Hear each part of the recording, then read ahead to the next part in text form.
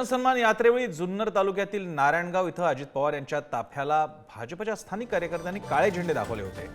यावर संतापलेल्या अमोल मिटकरी यांनी भाजप कार्यकर्त्यांच्या या कृतीवरून थेट देवेंद्र फडणवीस यांना जाब विचारला।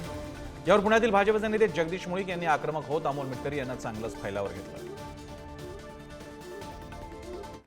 अशोभनीय आहे, महायुतीला गालबोट लावण्याचा हा प्रकार आहे।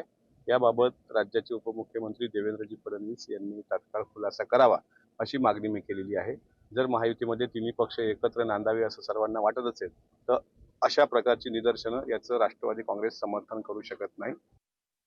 आमचे नेते देवेंद्रजी फडणवीस यांना खुलासा करण्याची मागणी मिटकरींनी केली तर ती आम्ही खपवून घेऊ शकत नाही।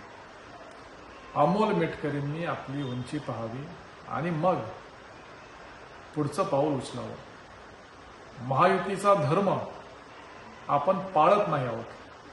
त्यांच्या विषयाशी जर कोणी मागणी करत असेल तर राष्ट्रवादी काँग्रेसचे नेते उपमुख्यमंत्री अजितदादा पवार आणि अध्यक्ष सुनीलजी तटकरे यांना देखील ते मान्य नसणार आहे। म्हणून अमोल मिटकरींनी अशा पद्धतीचे वक्तव्य करू नये।